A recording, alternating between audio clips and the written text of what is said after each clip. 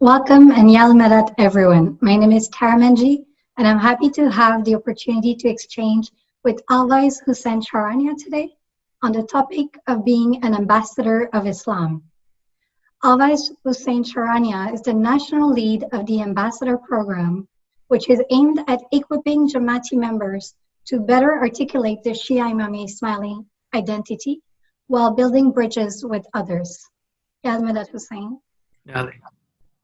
Thank you for taking the time to help us today articulate our beliefs and values and how they can continue to guide us in today's world. Thank you for having me. Pleasure. Maybe just to set the stage, could you start by explaining what does it mean to be an ambassador of Islam, and tell us more about this ambassador program that you're leading? Sure. So being ambassador of Islam, I would start off by saying that Islam, as we have been guided by our Imam many times, is a faith that actually guides all aspects of our life. And some at first would think that this is quite limiting, that every aspect of our life must be guided by faith. But it's actually quite liberating, because Islam tells us that we can have a social life, we can have fun, we can have a business life, we can have a family, etc., as long as they're all guided by the ethics of the faith. And so when it comes to being an ambassador of the faith, that also means that at all times we're representing our faith, if we choose to carry that flag with us. And so what I would say then for being ambassador of Islam is that it's actually twofold. One, it is being able to articulate the faith when asked, being able to speak to it, being able to explain certain aspects of the faith. But two, it's really about living the values of the faith. We can be saying as much as we want about Islam, but in the end, people will remember our actions, remember our interactions with them. And so, I would say it's twofold, the articulation and the living of the values. And so the Ambassador Program is a relatively new program where, as you said, we're trying to equip Jamaati members with the tools to be able to articulate about the faith and about the community, and really providing them with frameworks, what we're calling frameworks of how to navigate different types of questions. And I'm hoping today with some of the questions that we'll discuss, I can try to provide some of these frameworks. That's great. I look forward to hearing more about the Ambassador Program, and I'm sure this discussion will bring a little bit more light on those frameworks you're talking about. One thing that I find interesting when you're talking about being an ambassador, not just about what we say, but what we do, so about our actions. And speaking of actions, there's been quite a lot of action in the US recently, of course, with the death of George Floyd and the protests and riots happening in the US and everywhere else in the world. I think we're all pondering about social justice and equality among races. And I'm wondering, what are your thoughts on this situation? And more specifically, what would you say our faith and religious identity can help us navigate through this situation? Right, yeah. So, I mentioned about these different frameworks of having such discussions. So one thing that I've learned from some of my mentors and teachers, that whenever being asked about something that is of concern, a situation which isn't right, the first thing to always do is to acknowledge the fact that it's not right. And so in this case, actually acknowledge that what happened is an atrocity and what has been happening is horrible.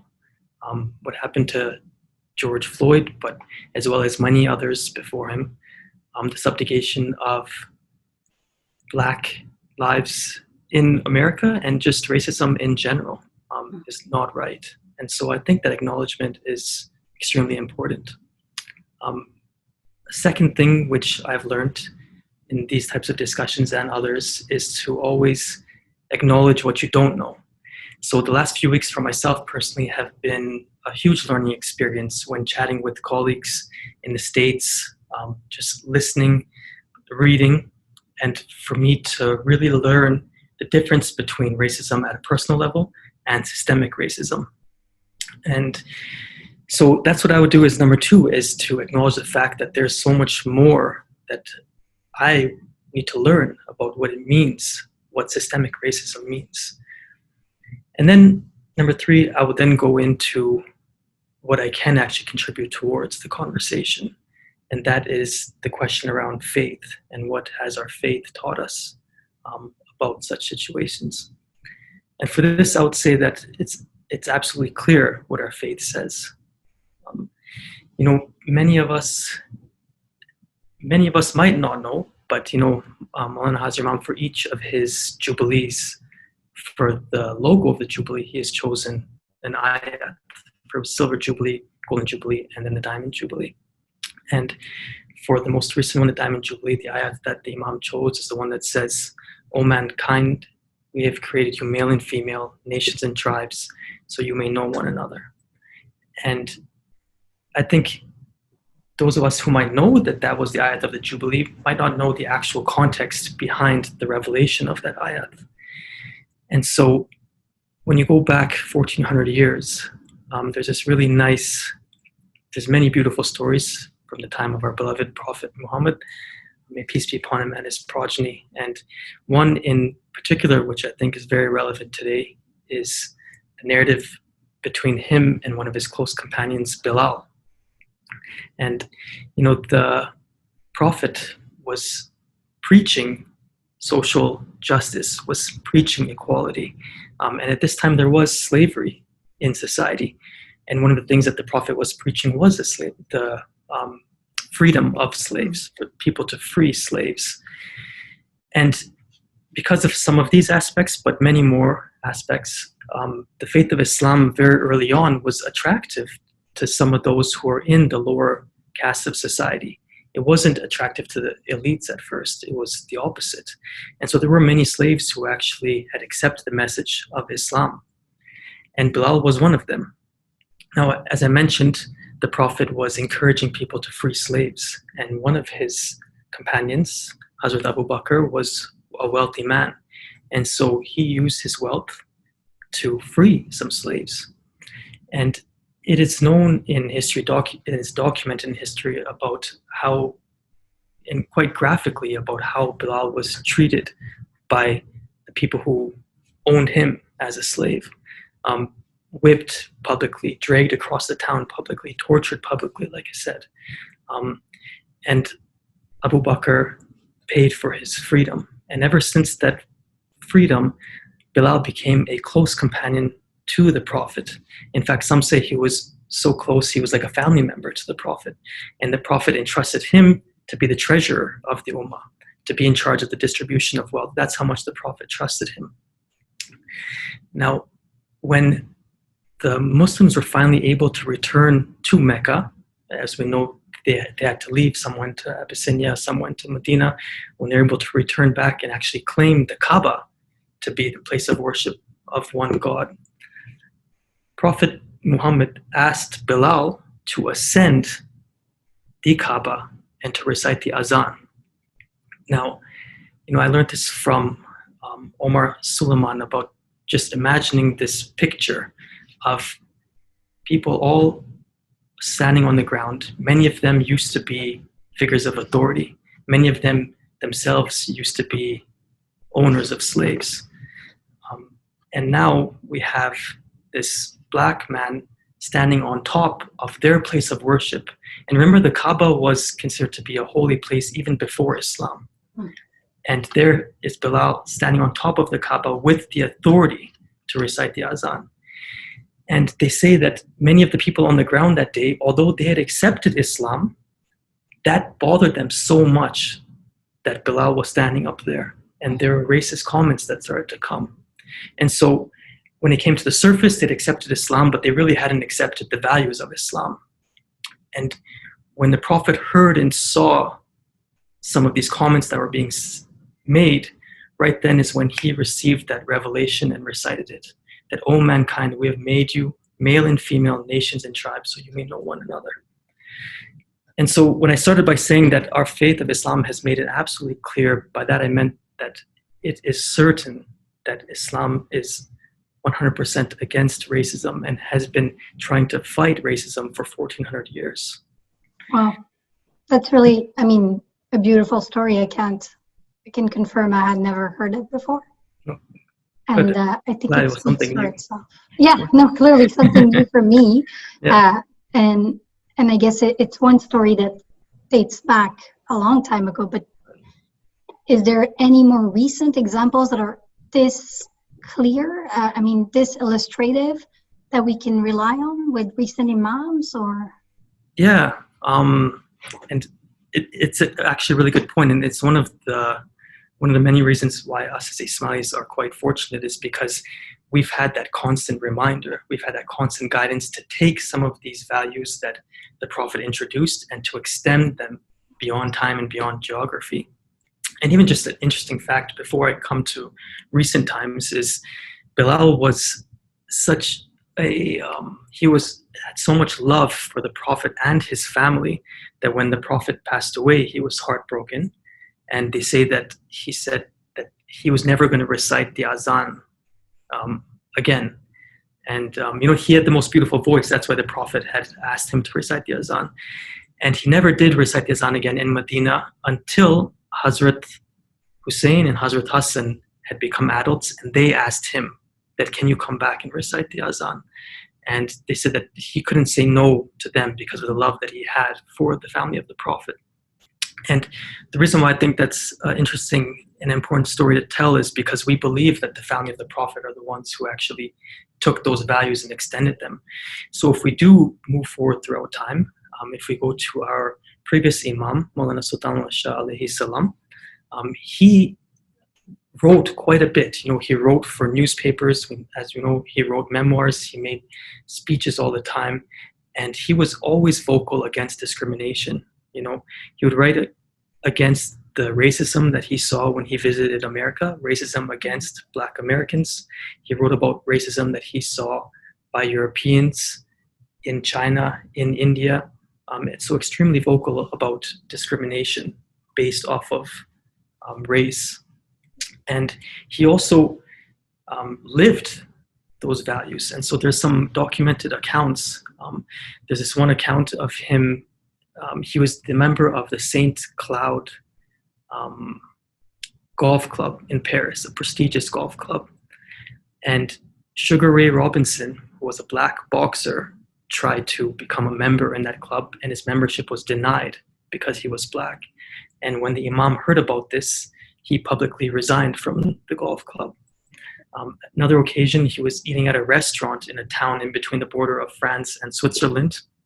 And while he was eating, a group of students from Senegal had entered the restaurant, and they asked for a table. And the head waiter said that, we're sorry, you can't eat here. And when the Imam overheard this, he got up, went to the waiter, corrected him, and invited the students to come dine with him, and he treated them to their dinner. So these small accounts that just show us that it's more than just writing and saying, but it's about actually living the life. Mm-hmm. And then we come to our present Imam, Maulana Hazri Imam, and he's taken it to another level. So, I talked about learning the difference between racism at a personal level and at a systemic level. And many of us probably don't think this way, but Hazri Imam preaching pluralism for the last 60 plus years. And I know pluralism isn't as buzzworthy as the phrase fighting racism, but what Imam has been doing through his institutions is actually trying to infuse pluralism throughout all aspects of life.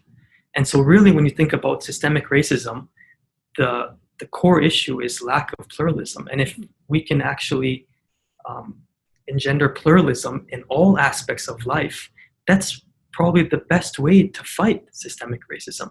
And what I mean by all aspects of life is, Hazri Imam in this one interview talked about even when parents are choosing children's books for their kids, they should make sure to choose books that have faces of different people on them. When he was giving a speech at one of the annual meetings of the IB in Atlanta, Maulana Hazir Imam told them that shouldn't students who are in Atlanta learn about Jomo Kenyatta and Muhammad Ali Jinnah, just as students in Lahore and Mombasa should learn about Martin Luther King? And shouldn't students in Dhaka learn about Toni Morrison, just as students in the States should learn about Tagore? And if we don't know some of these names, we should Google them. And, Hazir Imam is trying to say that if from early age we can educate our youth around the world about some of the great heroes from these different ethnicities, from these different races, it'll be a different world. And Hazir Imam has taken this notion of pluralism and he's put it into his award for architecture. He's put it into the actual schools that he builds. He's put it into the music initiative, into the museums, into the healthcare, into the gardens that he builds. If you enter some of the companies that the Imam has founded under the Aga Fund for Economic Development, and you take a look at the diversity of the staff that is there, you'll see that it's even in that. He mentions pluralism anytime he's talking to policymakers and when he's talking to his murids. And again, I don't think we grasp what pluralism means. And for me to quickly just say that, a lot of times we mix it with diversity. So diversity is a fact. It's the fact that there are different people within a society. Yeah.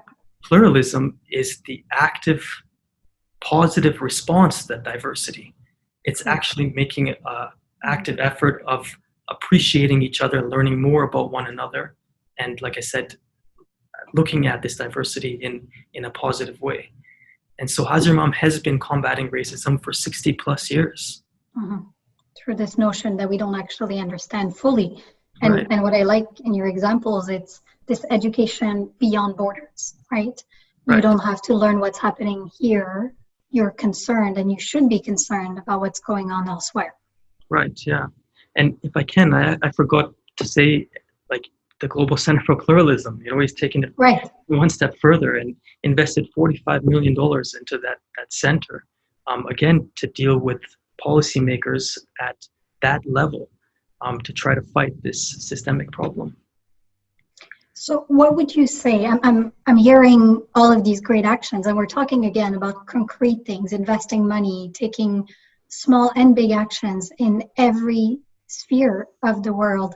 And I'm wondering now, what can we do? What's the call to action at an individual level for members of our Jamaat that are listening today? How can we be in line with our faith, which is clear about the importance of pluralism and is clearly positioned against racism? Right, yeah. So I think I'll start with exactly what you just ended with. Make sure that in our minds and in our vocabulary, we're separating the faith from the individuals who follow the faith. And so again, hopefully what we've covered is make it clear that what the faith says about it. And does that mean that all members who follow the faith also live by those values? No, as in the example that we talked about during the moment that Bilal was on top of the Kaaba. So similarly, today, we can't say that all members of the Ummah, all members of the Jamaat are pluralistic. If that was the case, then Hazir Imam wouldn't be constantly reminding us about that value of pluralism. But I'm hearing a lot of people use the word we when they're talking about using the word we as if the faith and the whole community was all represented by one notion. So I think we should understand that the faith is clear. Even when it comes to the word we as a Jamaat, we should realize that there's quite a bit of diversity within our own Jamaat. So we have Jamaat members that have come from different ethnic groups, from different parts of the world, and therefore have been on different places within the equation of racism.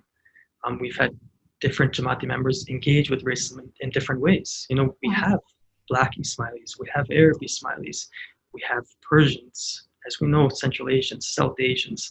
So it's very difficult, and I think it would be incorrect to generalize. Yeah, so that's number one. Number two, I would say, is to take this opportunity to be introspective. And again, a lot of this is things that I've learned over this last few weeks just by chatting with a lot of my colleagues. And by introspective, I mean to ask ourselves that as individuals, within our families, within our own social groups, how have we been pluralistic? Have we been pluralistic? Are we a part of the problem? Have our careers benefited from the racism against others? In our own workplaces, have we observed it and not said anything? Do we hear sometimes our family members or people close to us say things that perhaps we should have discussions about instead of just letting them pass? As Canadians, how aware are we of the problems that the Indigenous community is facing? As Ismaili Canadians, how many friends, let's say if I come from an East African background, how many friends do I have from an Afghan background, from Tajik background, and vice versa? Do we understand each other's histories? So I think there's quite a bit to sit back and to think about in terms of reflect about how can we improve? Are we actually working towards the goals and the aspirations that our Imam has for us? And again, in this notion about how we have such a diverse Jamaat, one thing that I have been reflecting upon is that everyone in the last 2 weeks has been wanting to see a post. We should all be posting. We should all be saying something.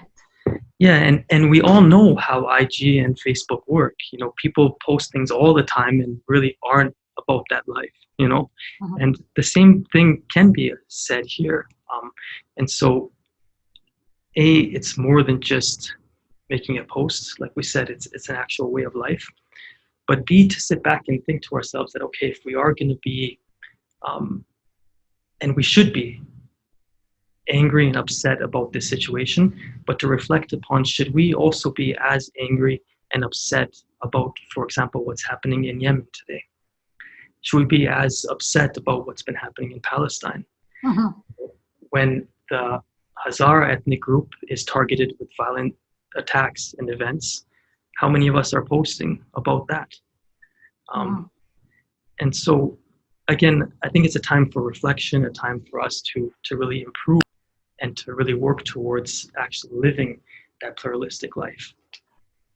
Oh, that's really great. I think it's important what you just mentioned. We tend to hop on the trend, and probably guilty of it too. So I can't say that's something I didn't do. I agree with you that this is the right time for introspection, and we should use it to make it beyond what's currently happening or this specific situation, and look to other situations to which we might be players to some extent, even if we don't want to recognize it. And the other thing that I like what you said is our faith is about pluralism. Our faith is clear. Now, does it mean all of us are following the way they should be? Maybe not, but can we work towards it? And I think that's key, right? If we can all walk away today with some concrete thinking and work to try to get better, right. I think that would be really great. And by all means, I would continue the discussion all night. I just want to be conscious of time. So if you don't mind, maybe we can move on to another topic that I think would be really relevant in understanding how can we be ambassadors of Islam. And so that's more specific to changing environments in science and technology in general. One example in particular that comes to mind is I realized that 2020, and this seems like forever ago, but in January of 2020, we talked a lot about the environment. We had Greta Thunberg in Montreal doing a walk. She urged everyone to tackle the climate crisis. And then barely just 2 weeks ago, we were celebrating World Environment Day. And I saw a lot of people take position and be proactive about how can we help the environment. So I'm just wondering, how does Islam fit into the conversation around climate change? Right, yeah. Okay, so again here, because Islam, as mentioned in the first question, and again, I'm trying to start out all these questions by pointing out these frameworks which will hopefully help help us navigate other related questions. Mm. Because Islam actually guides all aspects of life, again, in questions like this, we're quite fortunate that we can actually speak to them, even though they seem to be not related to faith itself, because for us, everything is faith. And so, again, if we go back into history and we look at the example of our prophet, there are so many beautiful stories and anecdotes and hadiths about the environment. So although the notion of climate change didn't exist then, the notion of caring for the environment was there since day one. Beautiful stories of him feeding stray animals, of him, there was this one Facets of Faith webinar which you can actually watch on II Canada. It was on faith by Alwiza Aziza Jivraj, and there was a hadith about the Prophet and his followers were doing wuzu, washing up before prayers, and there was this one man who was using so much water during the washing, and the Prophet said, so much excess, why so excessive with the water? And the person replied to the Prophet that is there such a thing as being excessive when it comes to wuzu? And the Prophet said, yes, even if it was from a flowing river. Like we don't waste. It's part of our Islamic ethic. We don't waste. The Prophet used to encourage planting of trees. Back then during wars, people used to destroy the crops of their enemies. He forbid that. He would set out areas of nature and say nobody can build here. Today we would call those national parks, where you can't touch. So since then, that ethic of caring for the environment was there. And there's many beautiful ayats also that talk about not wasting, that talk about nature and about how there's signs of the Creator in nature all around us. So if we fast forward to something more present, Hazrat Imam's family and of course Hazrat himself have taken this value of caring for the environment and have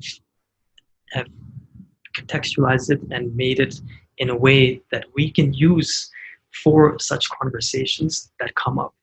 And they have done so in such a way that we can be having this conversation with someone who doesn't even need to have an understanding of the faith, and perhaps doesn't even have the desire to be talking about faith at all, but is purely concerned just with climate change.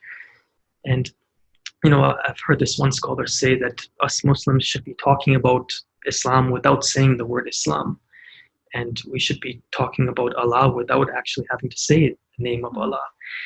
And if you watch the presentation by Prince Hussein at the EAT Forum, EAT Forum, it's on YouTube. And anybody who's watching this, if you haven't seen that, please watch it. If you have not seen Prince Ali Muhammad's 2 documentaries called Up Close to Home. One is on northern areas of Pakistan, one is on Al-Azhar Park. If you haven't watched them, please watch them. And in my personal opinion, when I watch those, I actually see that they are speaking about Islam and about God without having to actually say it. So they're doing it in a non-threatening way, knowing that their audience are people who might come from different faiths, might not even believe in a faith, but it's focusing on these shared values that we have. And so again here, if someone ever asked about climate change, number one, to acknowledge the fact that it is a problem, to try to give examples of from the beginning of Islam what values were put in place for us to actually care about this, and to give example of present day endeavors by Muslims. And of course there's many other Muslims outside our Jamaat and outside of our Imam's family, but to give those kind of examples. And just before I move on, like both Prince Ali Muhammad and Prince Hussein have done quite a bit in this in this field. And Prince Hussein also has his own photography institution called Focused on Nature, which he photographs wildlife, and money from that wildlife goes towards endeavors for the protection of the environment. Mm-hmm. And Prince Sadruddin, Hazar Imam's uncle, had the Belri Foundation, which was dedicated to the preservation of the environment. And now Prince Rahim and Princess Salwa are leading an environmental committee with the AKDN. And of course, Hazar Imam, with all the parks that he's created and all the trees that the AKDN plants. And when Prince Sadruddin passed away, the Belri Foundation actually got merged into the Aga Khan Foundation. So there's tons of examples to draw upon as to our response to climate change. Yeah, that's helpful. I was starting to count how many examples you were giving, but clearly we have plenty that we can draw upon. That's wonderful. And you said something that stuck with me. And I think you were mentioning how we can speak to our values without talking about Islam. I do recall saying in many contexts that we don't want, however, people to think that members of the Imamate family are doing any of this out of philanthropy, right? That this is not me caring about the environment as an individual.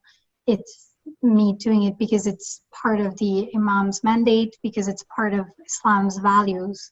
So I guess there's a way to make sure that people understand this is not one person wanting to do it. And I think your examples show it. It's constant, right? Right. And it's throughout our faith. Oh, yeah. And that's a great point. That I think, even if we're not saying explicitly that, hey, we're doing this because of faith, I think we should be confident in our understanding that why we're doing it. And hopefully those who are receiving this knowledge or who are interacting with us are able to make that link to our Muslim identity through other conversations, through actions, etc. Great. Maybe following up a little bit on that, I find interesting that climate change itself is indirectly addressed, right, in the Quran and different ayats by the fact that we're talking about the care for the environment.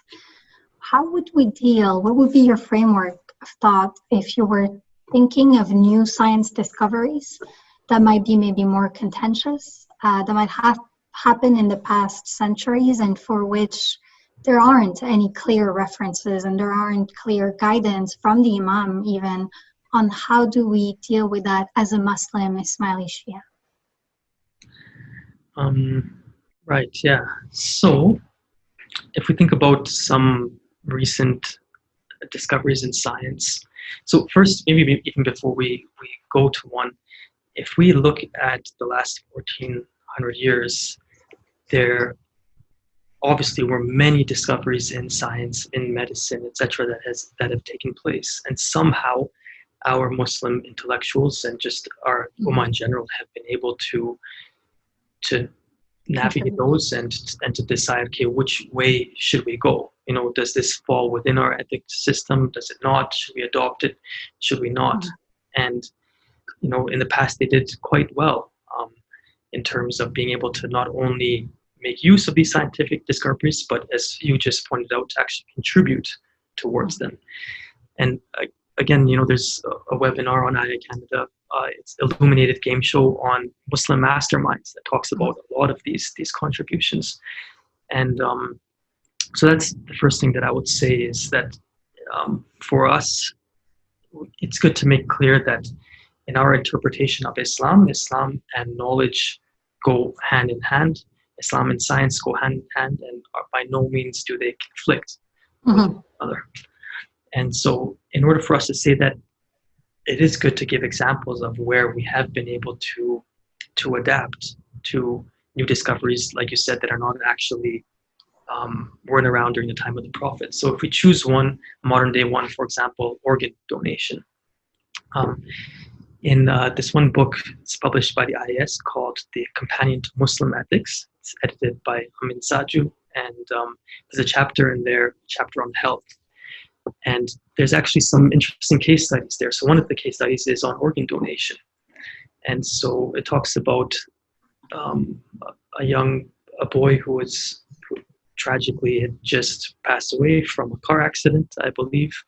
And there was a match for one of his organs. And so the doctor quickly went to the mother while the mother was still in shock of losing her son, and said that we have a match for one of his organs. Are you comfortable with them being donated?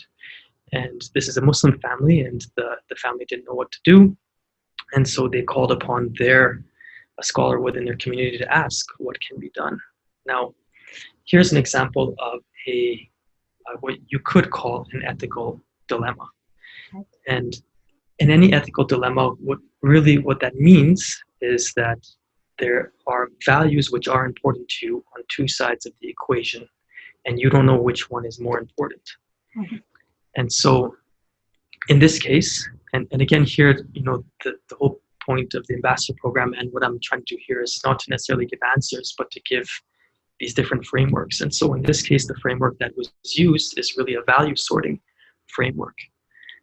And so if you just take a step back about value sorting, someone just yesterday said, oh yeah, value sorting, like even, let's say you're in your car and you told a friend that you're going to be there at 5:30 to help them with something, and you're running late, and you're deciding, should I speed or not?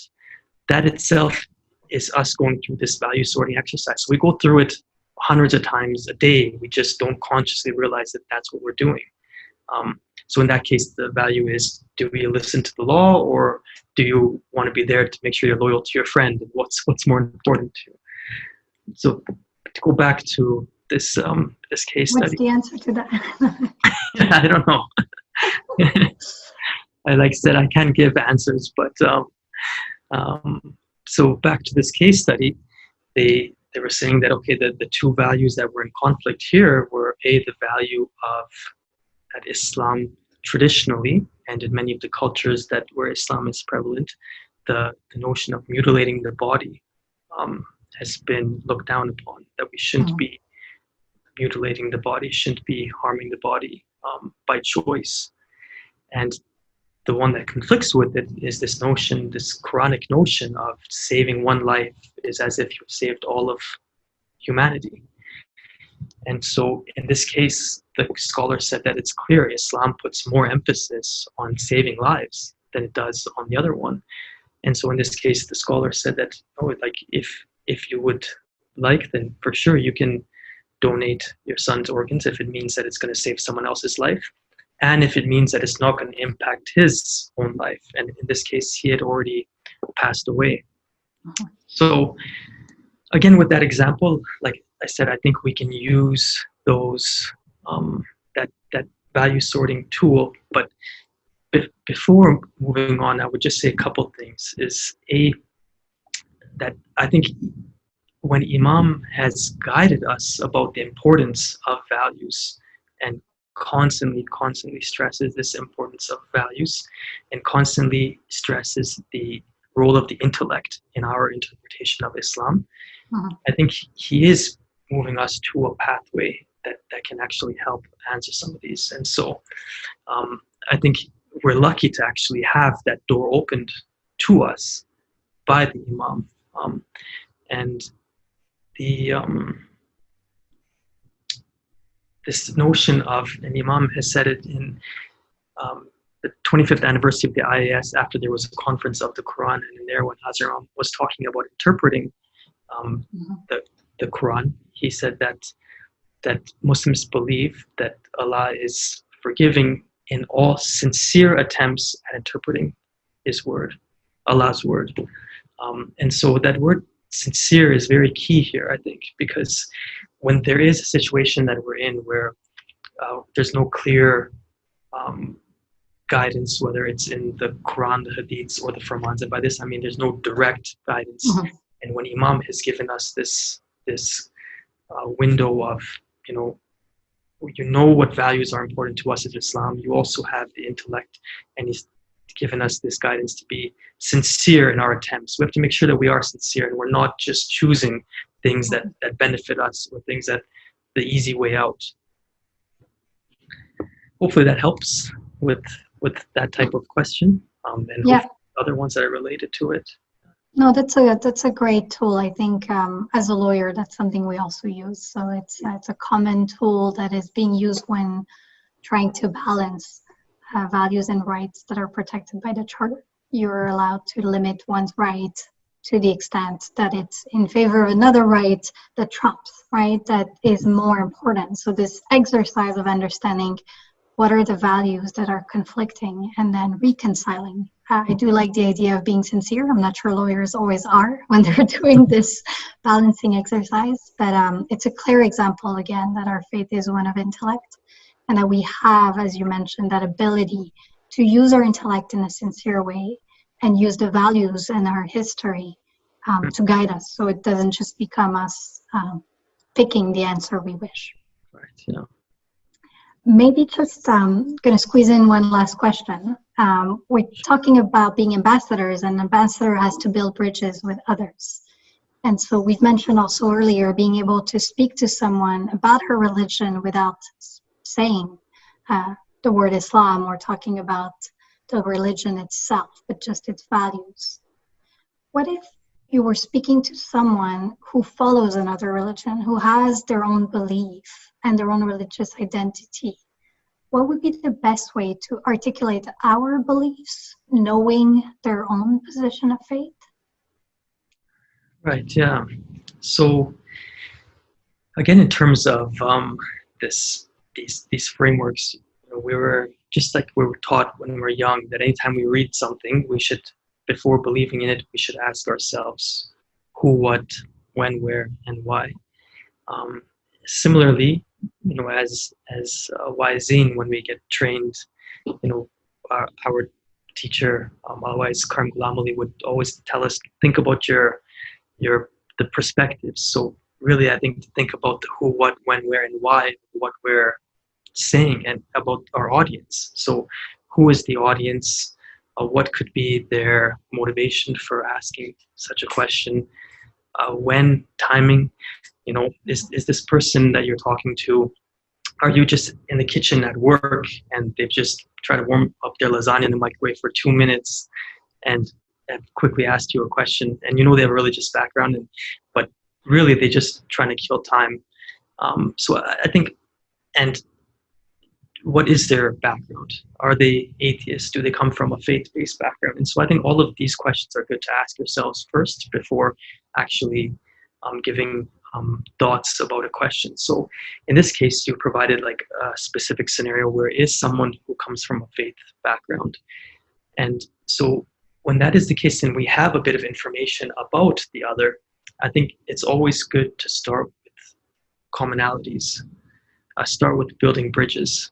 And again, because A, our faith has been around for so long, B, because our faith looks at itself as being a continuation of other faiths, and C, because of this pluralistic outlook that our Imam has guided us towards, we're very fortunate that we can have these conversations and actually find commonalities with many different types of believers and even non-believers. So let me give you an example of, let's say the person that we're talking to comes from a Christian background, right? Right off the bat, just by saying that we believe in one God, and in fact the same God, the same God that Christians believe sent Jesus is the same one that we believe sent Prophet Muhammad. And just by saying that, we believe that the Prophet Muhammad was the final prophet, but before him we believe in many others, including Adam and Abraham and Moses and Jesus and Noah.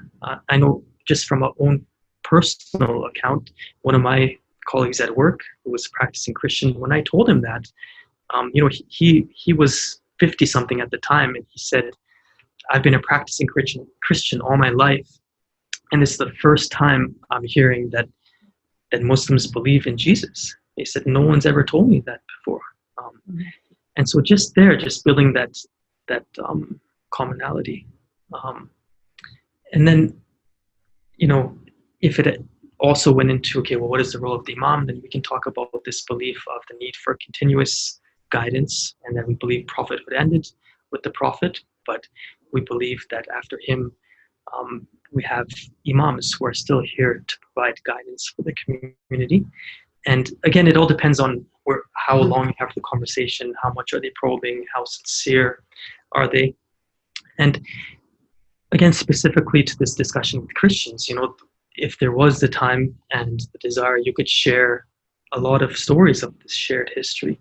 So a couple quick, I think we have some time, so I'll share a couple of quick stories, which I really like. One was that, as we know, when the Prophet did start to preach about Islam, things became quite dangerous for the Muslims, and so they were asked by the Prophet, some of them were asked that it's better for your safety to leave Mecca. And the first place that he sent them to was Abyssinia. And he said, if you go here, you'll find a place of sincere religion. And they went there, and it was a Christian kingdom. And they went to the palace of the Christian king, and one of them recited an ayat from the Quran of Mary. And it was so beautifully recited, and the ayat itself was so beautiful that they say the Christian king had tears in his eyes, and he offered protection to the Muslims. And as we know, Mary's the most referenced woman by name in the Quran. Another really nice story, when all the Muslims were finally able to return back, we mentioned about the story of Bilal and the Kaaba. Well, as we know, the Prophet asked his companions to remove all of the statues and the paintings that were inside the Kaaba, because the belief was that this was a place of worship established by Abraham to be a place of worship of one God. But Ibn Ishaq, who was the earliest biographer of the Prophet, he writes in his version of the Prophet's biography that the Prophet first went to one of these paintings and put his hands around it, and he said, remove all within here except that which is beneath my hands.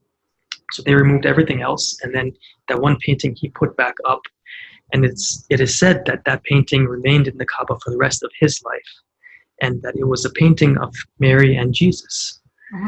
Again, just showing that love and respect that Islam had for and has for the previous prophets. So there is quite a bit that can be said. And like I said, we're lucky that we have such stories for so many different faiths with shared history. And it also just reminds me of, I think, one interview when they asked Hazrat Imam about one of his favorite artifacts in the museum, and Imam talked about the astrolabe. And is it astrolabe or astrolabe? I keep forgetting. Astrolabe. Astrolabe. And said on it there's inscriptions in Arabic, in Latin, and in Hebrew, again showing that there has been times in our history where we all work together. And the museum itself is an example of Hazrat Imam using something that multiple societies, multiple civilizations, multiple faiths have in common, and that is art. So bringing people together over something that is non-threatening. Culture, exactly. Yeah. I find this super interesting, and I think with Christianity, as you said, I've had encounters with people who were surprised to know that we believed in a lot of similar thoughts, and we believed in Jesus as a prophet. In Quebec, and I think in other Occidental places, we encounter a lot more people with no faith background and with some sort of, I want to say, discomfort to talk about religion in general. And so you mentioned you can use the same structure with someone who doesn't believe in God. And for example, would you think of any ways to bring about this commonality that we share with them?